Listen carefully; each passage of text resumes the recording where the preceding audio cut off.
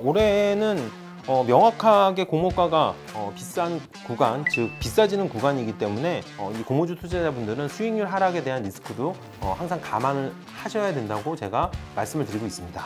모든 기업들의 주가가 첫날 공모가 대비 160%를 기록할 수는 없습니다. 미국 시장이나 우리 시장에 대해서 이 적자 기업 비중이 많은 IPO 시장을 전체 시장의 과열 경고로 받아들이는 시장의 우려를 말씀하시는 분들은 점점 늘어나고 있습니다.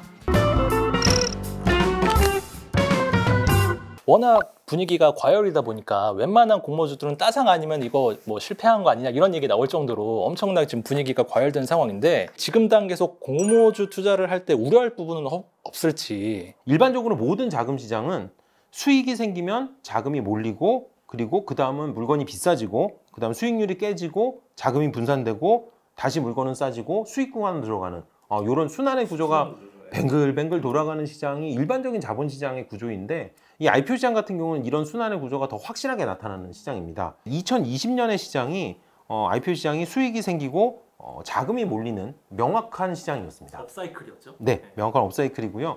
2021년 같은 경우는 질문 주셨던 것처럼 명확히 비싸지고 있는 시장입니다. 따라서 제가 2021년을 포함해서 과거에 이 공모 희망가 대비 공모 확정가가 얼마나 비싼지, 얼마나 싼지 그런 거를 그 확정가 강도를 좀 구해봤는데, 수치화한 거죠? 네, 수치화해서 구해봤더니 2021년 같은 경우에 과거 역사적으로 가장 높은 숫자가 나오고 있습니다. 2점이면은 굉장히 높은 구간이고요. 네, 0점이면은 딱 중간 구간이고, 마이너스 2점이면 굉장히 가격이 약한 구간이에요. 근데 일반적으로 보통 1점을 전후로 숫자가 나오고 있는데, 2021년 같은 경우는 1월에 1.6, 2월에 1.8, 3월과 4월 역시 다 2점 가까운 숫자들이 지금 나오고 있는 상황입니다. 그 말인즉슨 공모가가 굉장히 비싼 수준에서 결정이 되고 있다.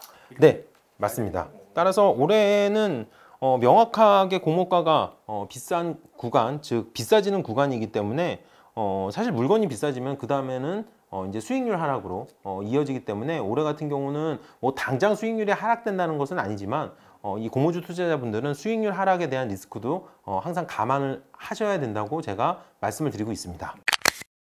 지금 공모주 열풍으로 나타나는 현상 중에 하나가 또 비상장 시장에서 비상장일 때부터 좀 미리 매수를 하려는 그런 그 현상들이 생기고 있다는 거잖아요. 그 뭐 아까 말씀해 주셨던 뭐 크래프톤이나 카카오뱅크나 이런 게 이미 지금 비싼 가격에서 거래가 되고 있는데, 비상장 시장에서 지금 미리 이런 기업들을 사는 거를 좀 어떻게 봐야 될지. 비상장 가격이 얼마를 형성한다고 그 가격이 바로 상장 시장으로 이어지지 않습니다. 또 하나는 공모 가격은 비상장 가격의 반영이라기보다는 시장의 기업 밸류에이션 가치보다 약간 할인된 가격으로 공모 가격이 형성이 되기 때문에 즉 공모 가격보다 가격의 메리트는 비상장 시장이 없다고 말씀드릴 수 있습니다. IPO 시장의 분위기가 안정화된다고 하면은 오히려 비상장 시장은 더 급격히 영향을 받을 수 있기 때문에 투자자분들이 주의하셔야 될 부분이라고 말씀을 드리겠습니다. 제가 개인 투자자분들에게는 꼭 당부드리고 싶은 말씀이, 기업의 공모가 대비 첫날의 수익률이 당연히 160%를 기록할 것이다 라고 가정을 하고 투자를 결정하시는 분들이 있는데, 다시 말씀드리지만 모든 기업들의 주가가 첫날 공모가 대비 160%를 기록할 수는 없습니다. 그리고 최근 그 공모주 시장에 나타나는 특징 중에 하나가 이 쿠팡의 효과라고 해야 될까요? 이제 쿠팡이 미국 시장에서 성공적으로 상장을 하다 보니까 뭐 우리나라에서는 뭐 아직 뭐 확정이 된 건 아니지만 뭐 예를 들면 카카오 엔터라든지 마켓컬리라든지 이런 기업들도 우리도 미국에 한번 상장을 해보자라고 이렇게 노크를 하려는 이제 그런 모습들도 좀 보이고 있는데, 쿠팡의 성공적인 미국 상장 이후에 미국 상장을 이제 고민하는 기업들은 저는 가능성이 낮다고 보고 있고요. 상장이라는 과정 자체가 그렇게 쉬운 과정이 아니기 때문에 그렇게 뭐 가고 싶다고 미국 시장에 뭐 많이들 가거나 그러기는 어려울 겁니다. 그러니까 뭐 예를 들면 지금 뭐 미국으로 갈 수 있다 이렇게 언급이 되는 기업들이 뭐 대표적으로 시장의 기대감은 높지만 그 기대치만큼 높은 이익은 아직은 올리고 있지 못하는 이제 그런 기업들이 좀 많은데, 그러니까 이런 기업들이 국내에서는 좀 상장하기 어렵지 않냐, 약간 이런 인식 때문에 뭐 미국으로 가는 게 아니냐 뭐 이런 얘기도 있고, 근데 또 이런 기업들을 위한 우리나라의 이제 상장 제도가 또 있잖아요. 네. 특례 상장이라고 하는데 도대체 이게 뭔가요? 일단 상장 제도에 대해서 간단히 좀 설명을 드리면은 가장 일반적인 그러니까 기업이 일정 부분의 일정 수준의 매출액을 기록하고 일정 수준 이상의 수익을 기록해서 이 숫자를 맞추고 들어오는 일반 상장이 있습니다. 뭐 가장 일반적인 케이스이기 때문에 뭐 길게 설명드릴 필요는 없고요.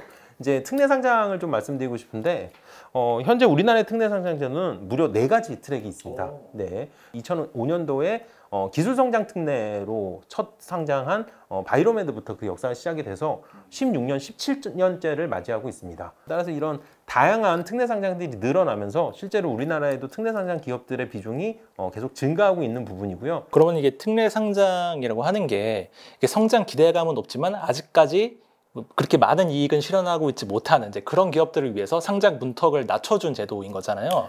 이 다양한 상장 요건에 기반한 높은 성장성이 기대되는 그런 기술 기반 기업의 상장 확대는 시장이 전반적으로 굉장히 환영받을 일입니다. 이게 왜냐면은 오히려 수익 구조가 본격화되지 않은 기업의 시장의 공모 자금이 더 유용하게 쓰일 수 있다고 그렇게 말씀을 드리고 있어요.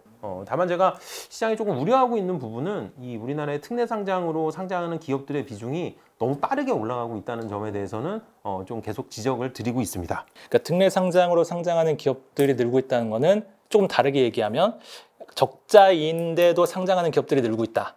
네. 고 봐야 되겠네요. 뭐 크게 틀리지 않은 말씀이고요. 제가 조금 수치를 말씀을 드리면은 2015년, 2016년, 2017년에는 우리나라의 전체 코스닥에 상장하는 기업들 중에 특례 상장의 비중이 약 10%에서 20% 정도 기록을 했었어요. 근데 이 특례 상장 제도가 이 확대된 2018년부터 특례 상장이 본격화되기 시작을 해서 2018년도부터 2020년까지 30%, 35%, 42%로 꾸준히 올라가다가 2021년 현재는 이 수치가 62%까지 올라갔습니다. 10곳 중에 6곳은 특례 상장으로 상장한다는 얘기네요. 2021년 현재는 그런 상황이에요. 그런데 사실 뭐 물론 이제 성장성이나 이런 걸 보고 이제 상장하는 것도 좋지만 모든 기업이 다 테슬라가 되는 건 아니잖아요. 네. 그러니까 그런 우려가 좀 있을 것 같은데 너무 적자 기업을 많이 상장시키는 거 아니냐.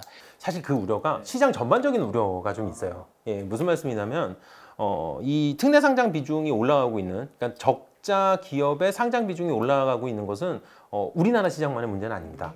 미국 시장 같은 경우도 현재 80%를 육박해 있는 상황입니다. 그 2000년도에 닷컴 버블 시절에 미국 시장이 이 비중이 72%를 기록했다가 닷컴 버블 이후에 이제 하향 안정화되고 다시 꾸준히 우상승해서 현재 이게 이제 80%에 육박해 있는 상황이고요.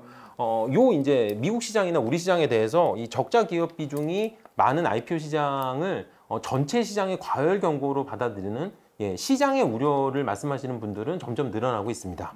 그러니까 적자 기업의 비중이 닷컴 버블 때보다 더 올랐다라고 하는 게 물론 이제 그때처럼 버블이 붕괴될 거라 이렇게 얘기할 수는 없겠지만 하나의 리스크를 가늠할 수 있는 참고 지표로 활용을 해야 되겠네요. 알겠습니다.